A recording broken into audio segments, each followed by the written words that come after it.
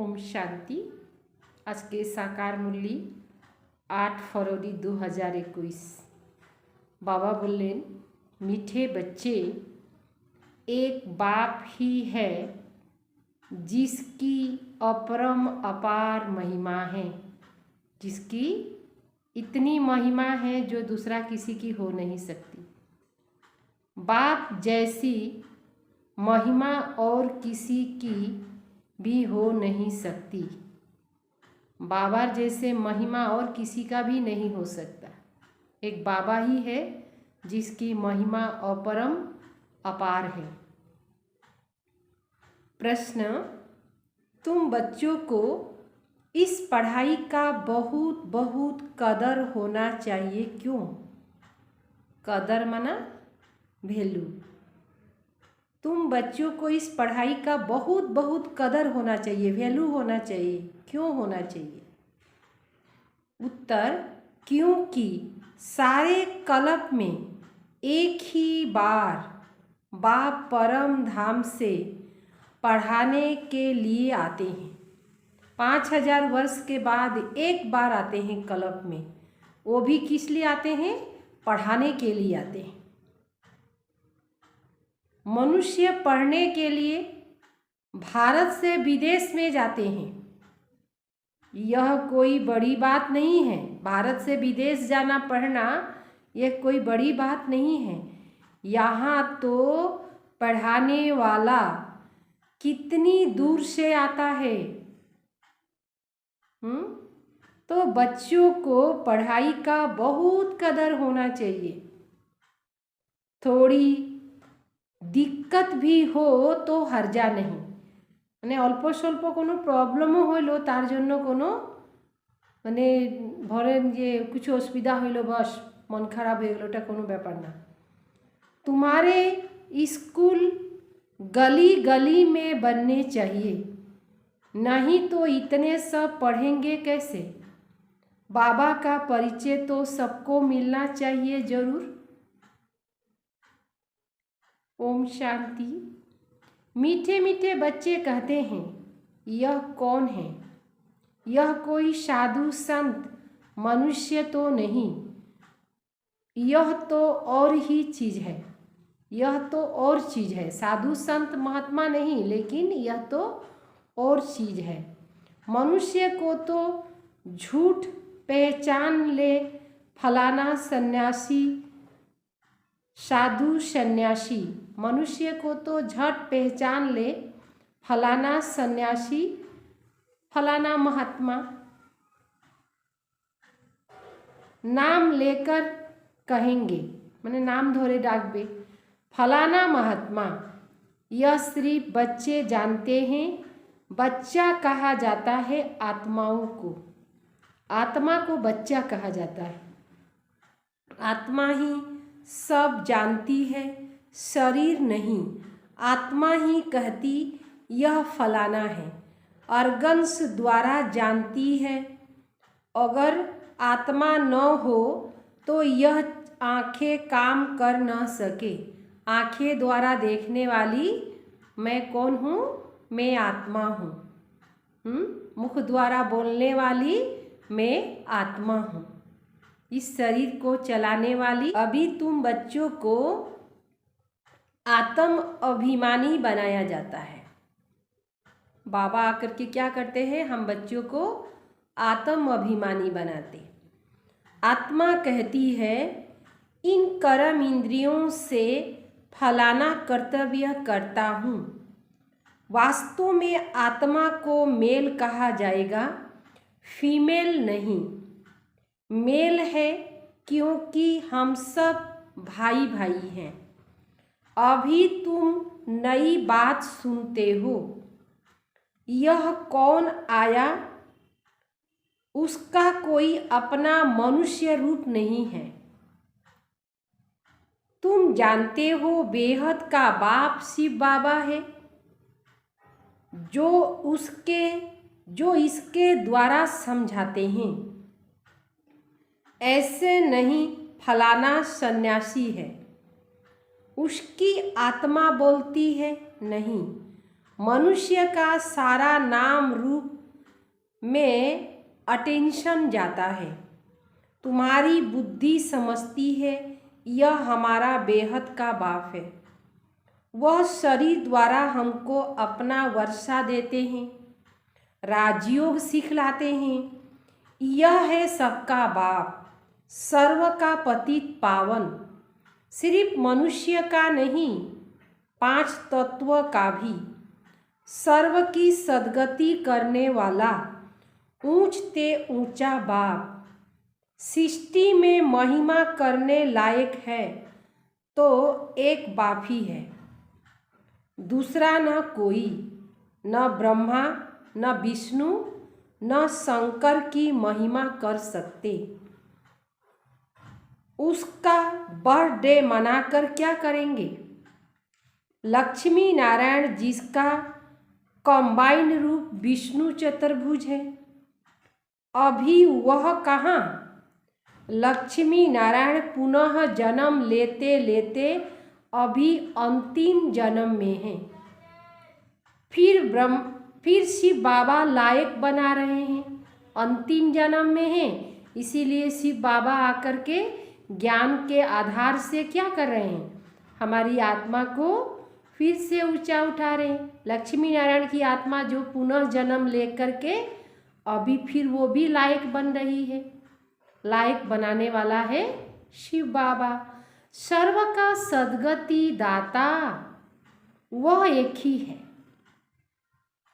महिमा भी एक की है। उस पतित पावन बेगर देख सृष्टि का क्या हाल हो गया।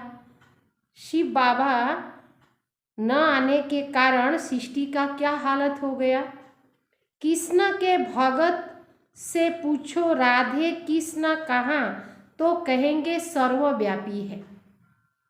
राधे के पुजारी कहेंगे जिधर ही राधे। राधे के पुजारी कहेंगे राधे ही राधे।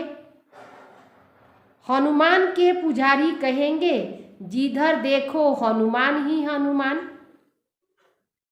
परंतु नहीं, बाप अपनी महिमा तो नहीं करेंगे, अपने पाठ से सिद्ध कराते और कोई की महिमा गाई नहीं जा सकती।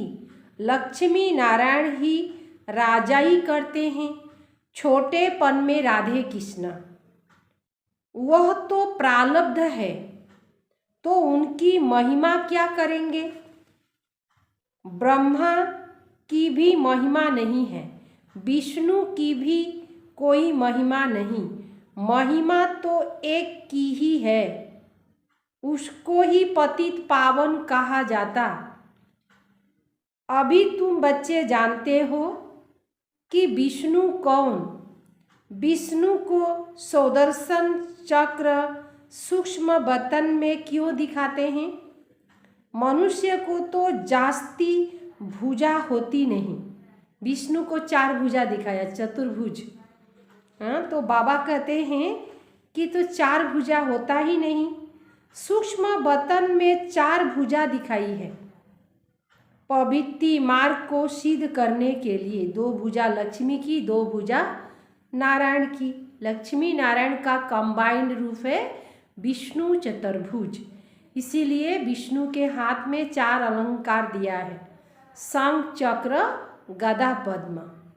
शंख चक्र गदा पद्म ये दिया है विष्णु को। विष्णु ही लक्ष्मी नारायण का कंबाइंड रूप है। बाबा कहते मीठे बच्चे अब तुम जाग गए हो, 84 जन्म हम कैसे लेते? जानते हो हम कैसे 84 जन्म लेते? तुम्हारा गृहस्थ आश्रम पवित्र था, गृहस्थ छिलो किंतु आश्रम मतन छिलो। मंदिरों में जाकर गाते हैं ना, सर्वगुण संपन्न 16 कला संपूर्ण। तू मात पिता हम बालक तेरे, अब यह महिमा फिर रंग हो जाती है। यह महिमा है सिर्फ एक की, देवताओं की नहीं।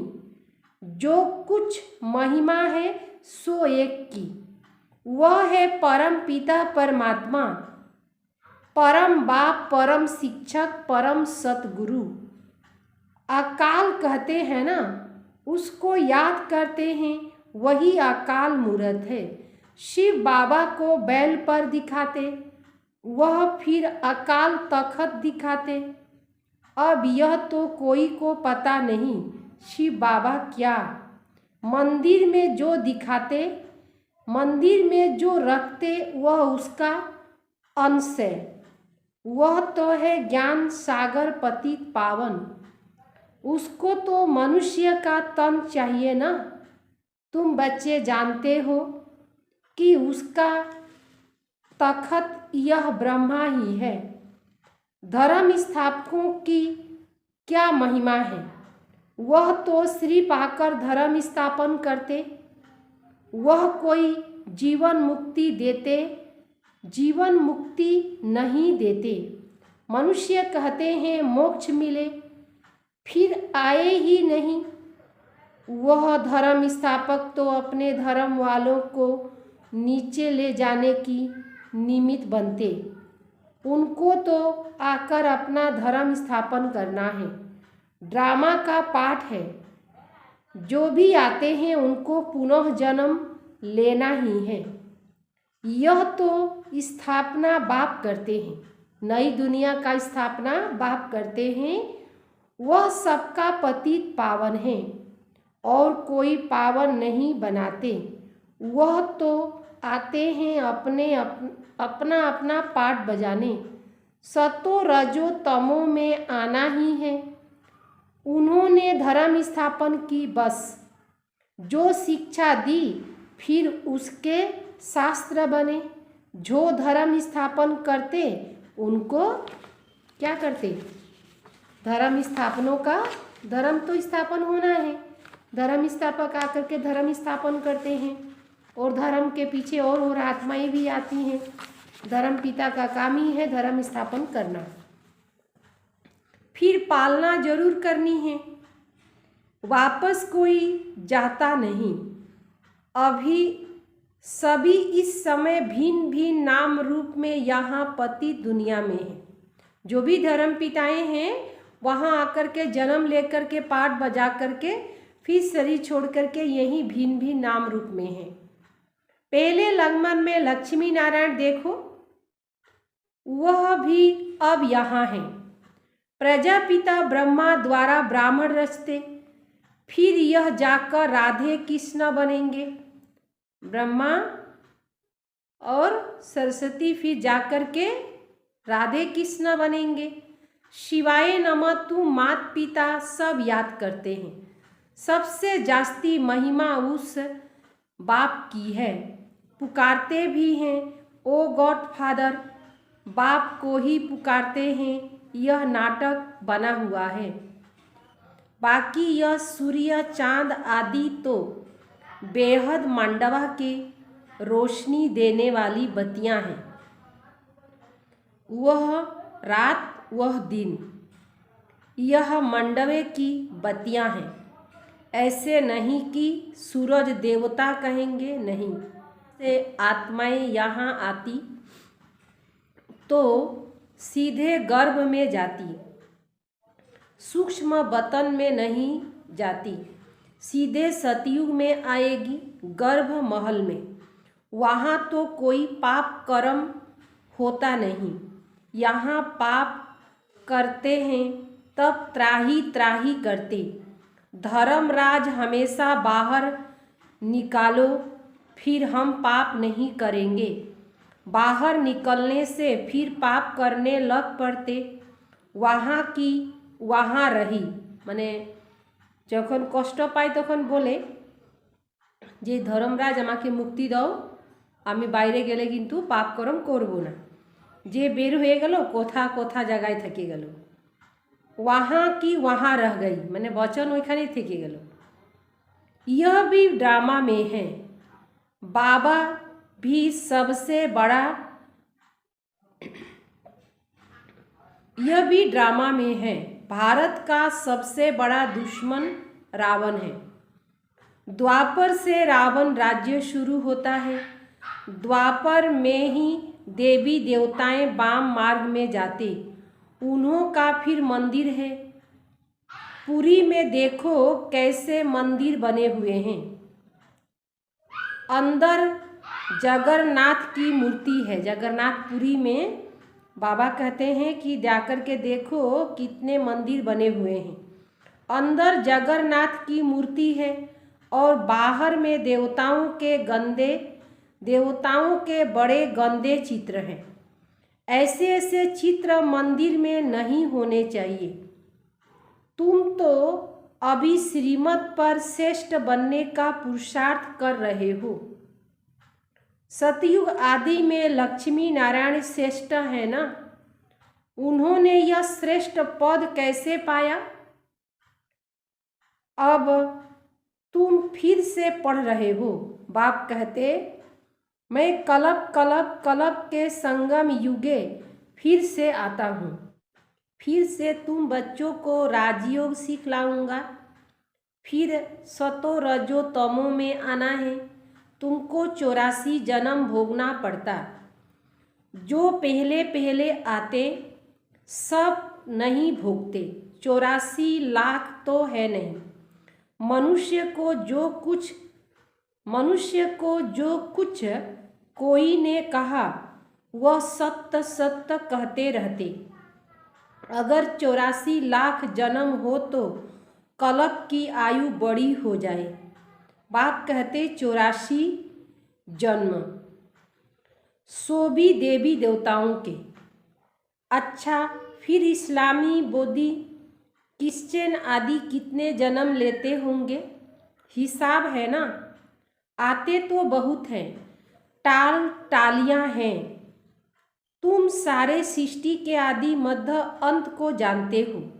भारत ही पहले नंबर विश्व का मालिक था और कोई धर्म था ही नहीं। अभी उस देवी देवता धर्म की टांग ही नहीं है न। जे देवी देवता धर्म छिलो से धर्मटाई এখন নাই। उसका शास्त्र भी नहीं है। यह गीता आदि सनातन फिर अभी उस देवी देवता धर्म की टांग ही नहीं है। उसका शास्त्र भी नहीं है। यह गीता आदि शास्त्र फिर बनेंगे। ऐसे नहीं, तुम जो सच्ची गीता सुनते हो वह होगी, निकलेगी फिर भी वही गीता। भक्ति मार्ग के लिए तो सब चाहिए ना। ब्रह्मा द्वारा समझाते हैं बच्चों को। शिव बाबा ब्रह्मा द्वारा समझाते हैं बच्चों को। अब बरोबर ब्रह्मा द्वारा भगवान की प्राप्ति होती है। बाबा कहते, यह सब है भक्ति मार्ग। मेरी प्राप्ति तब होती, क्या कहा, मैं यहाँ आता हूँ भारत में। भारत ही अविनाशी खंड है। भारत ही कितना साहूकार था। भारत में ही कितने सुख थे। भारत ही सोने का चिड़िया था। सोमनाथ का मंदिर कितना बड़ा है, सब लूट ले गए।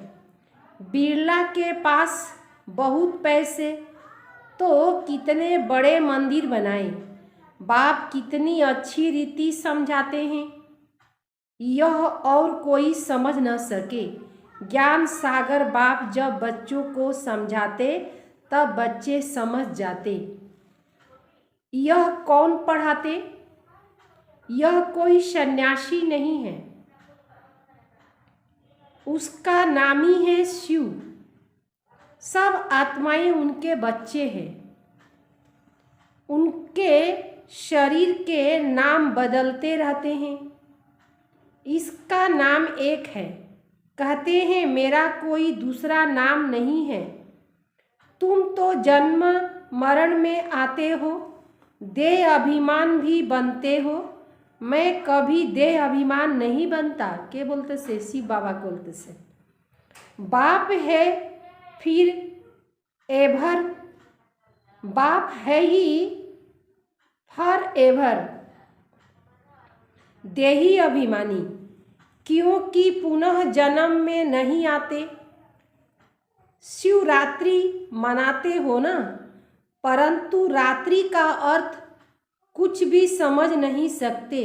कितनी भूले हैं। कलप का अंत अर्थात रात हुई है। सतयुग त्रेता है दिन, द्वापर कलयुग है रात। सतयुग और त्रेता युग हইল दिन, द्वापर और कलियुग हইল रात। रातेर मध्य कि मानुष तो कष्ट पाए, रात्रि हইल दुख, रात्रि हইल अशांति। मुझे आना है संगम पर। रात्रि शेष होच्छे, दिन शुरू होबे, से माझखाने बाबा एखाने आसेन। तारे यादगार हইल महाशिवरात्रि। रात्रि माना अंधकार, रात्रि माना दुख, रात्रि माना समस्या। यह है बेहद की रात और दिन। ওই 12 ঘন্টা दिन और रातेर कथा एखाने बाबा बोलेन नहीं।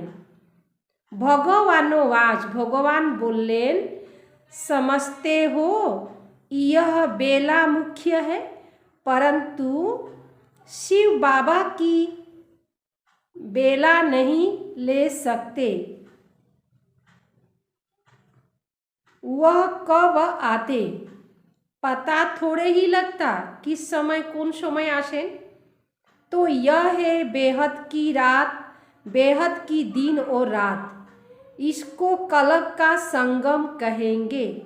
बर्थडे भी मगर मनाते हैं तो एक का। शिव बाबा आते हैं फिर चले जाते हैं। उसका न जन्म और न ही मृत्यु। कहेंगे बाबा चला गया, यह खेल है। बाप बैठ समझाते हैं, गाते भी हैं, रास्ता चलते ब्राह्मण फंसा। रास्ता चलते ছিল সেই সময় ब्राह्मण फंसे गेल, से हইल ब्रह्मा बाबा। इस बाबा को थोड़े ही पता था, ब्रह्मा बाबा थोड़े ही जानते हैं। अचानक प्रवेशता हो गई, अचानक शिव बाबा ब्रह्मा में प्रवेश कर दिलेन। पेड़े थोड़े ही मालूम पड़ा, धीरे धीरे मालूम पड़ा कि यह बाबा का काम है। परे अनुभव करलो एटा बाबार काज। इस ज्ञान यज्ञ से विनाश ज्वाला प्रज्वलित होनी है। बेहद के यज्ञ में बेहद की सामग्री सुहा होनी है। बेहद बाप का यह यज्ञ है। इसके बाद फिर कोई यज्ञ नहीं रचा जाता। ये यज्ञर परे आर कोनो यज्ञ होबे ना। भक्ति मार्ग में खलास हो जाता। भक्ति मार्गे जे यज्ञ करे से यज्ञ करे और शेष करे दे। यह नॉलेज बुद्धि में रखनी चाहिए। पढ़ाई पढ़ने के लिए आना पड़ता, पढ़ाई पढ़ाने लिए आना पड़ता। शिव बाबा पढ़ानोर जन्य आसेन एखाने। थोड़े दिक्कत तकलीफ होती है, अल्प स्वल्प कष्ट है। मनुष्य पढ़ने के लिए भारत से लंदन अमेरिका जाते हैं। पढ़ाशोना करार जन्य भारत छाड़े अमेरिका लंदने चले जाए। यह तो क्या है? बाप कहते हैं मैं कलप कलप कलप के संगम युगे युगे, संगम युगे युगे परम धाम से पढ़ाने लिए आता हूँ। प्रत्येकटा संगम युगे माना 5000 चक्र जखन पूरा है तखन बाबा संगम युगे आसेन। 4 युगेर चक्र पूरा हो जाए, सतयुग त्रेता द्वापर कली शेष हইলে शिव बाबा किन्तु ये धाराते आसेन। अर्थात कलप कलप कलप के संगम युगे युगे परम धाम से पढ़ाने लिए आता हूँ। युगे युगे माने कि एक 5000 वर्ष चक्कर जखन पूरा हो जाए तखन बाबा आसे। तो बच्चों को कितनी कदर होना चाहिए, ये पढ़ाईटार कत भैलू होते लगे। आगे चलकर तुम्हारे स्कूल गली गली में बनेंगे, नहीं तो सब पढ़ेंगे कैसे। बाबा का परिचय सबको मिलना चाहिए। बाप को जरूर जानेंगे, बाबा के सबाई जानबे। अच्छा मीठे मीठे सिकिले दे बच्चों प्रति माता पिता बाप दादा का याद प्यार और गुड मॉर्निंग। रूहानी बाप की रूहानी बच्चों को नमस्ते। हम रूहानी बच्चों की रूहानी बाप दादा को याद प्यार और नमस्ते नमस्ते। शुक्रिया बाबा, शुक्रिया शुक्रिया। धारणा जन्नो मुख्य सार, श्रीमत पर सदा श्रेष्ठ बनने का पुरुषार्थ करना है। बाबा श्रीमते आमादेरके श्रेष्ठ हওয়ার জন্য पुरुषार्थ करते होबे। पढ़ाई के लिए बहाना नहीं देना है। बाबा की बोले दिलेन, पढ़ानोर जন্য बाबा कत ऊपर থেকে আসতেছেন, কত দূর থেকে আসতেছেন। লন্ডন আমেরিকা না, পরম ধাম ছাড়ে এখানে আসতেছেন পড়ানোর জন্য। তো এই জন্য পড়ার জন্য কোনো বাহানা দিতে নাই। पढ़ाई पढ़नी जरूर है। आज के समय पाइलाम ना, एटा ना ओइटा ना, एगुला बहाना चलबे ना। नंबर दूसरा, जैसे आदि में पवित्र गृहस्थ आश्रम था, शुरूते गृहस्थ आश्रम छिलो, ऐसे अभी अपना पवित्र गृहस्थ आश्रम बनाना है। बलिहारी एक बाप की, उसका ही गुणगान करना है। যত गुणगान करो से गुणगान करते होबे एक बाबार। वरदान, हर खजानों को स्व प्रति और सर्व के प्रति कार्य में लगाने वाले अनुभवी मूर्त भव।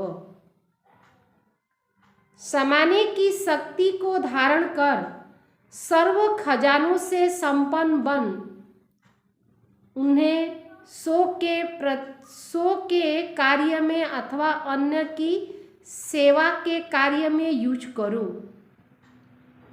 समाने की शक्ति को धारण कर, समाने शक्तिटाके धारण करते होबे। सर्व खजानों से संपन्न, सब खजाना থেকে নিজেকে भरपूर करते होबे। उन्हें सो के कार्य में अथवा अन्य की सेवा के कार्य में यूज करो। जेटा शक्ति धारण करा होबे सोर जन्नो बा अन्येर जन्नो सेवा अर्थ यूज करते होबे। खजानों को यूज करने की अनुभवी मूर्त बनते जाएंगे। खजाना जखन यूज करते शुरू करबे तखन अनुभवी मूर्त हो जाबे। सुनाना, समाना और समय पर कार्य में लगाना। सुनाना, समाना और समय आने पर कार्य में लगाना। इसी विधि से अनुभव की अथॉरिटी बन सकते हो। जैसे सुनाना अच्छा लगता है,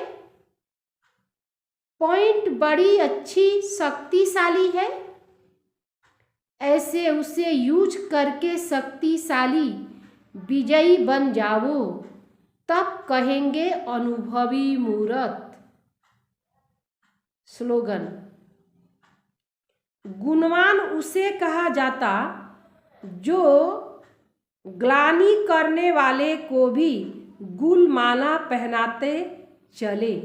गुणवान সেই ব্যক্তি যে তার গ্লানি করছে, নিন্দা করছে, তাকেও গুণমালা পরাবে, সেই হইল গুণবান। মানে আজকে জামানাতে কি হয়, যদি কারো কেউ গ্লানি করতেছে তাকে তো একদম সাইড কাটো, তাকে আরও বেশি গ্লানি করো। কিন্তু বাবা কি বলে দিলেন, কেউ যদি তোমার গুণবান ব্যক্তি তাকেই বলা যাবে যার কেউ গ্লানি করছে, নিন্দা করছে, সেই ব্যক্তিকেও গুণের মালা পরিয়ে, গুণের মালা পরিয়ে দিবে, সেই হইল গুণবান। ওম শান্তি। তো চেক করতে হবে আমরা কত গুণবান হয়েছি আর কত গুণবান হইতে লাগবে। গুণবান তাকেই বলা যাবে যে নিন্দার পরেও তাকে সম্মান দেয়, যে নিন্দা করছে তারও প্রশংসা যেনি করে।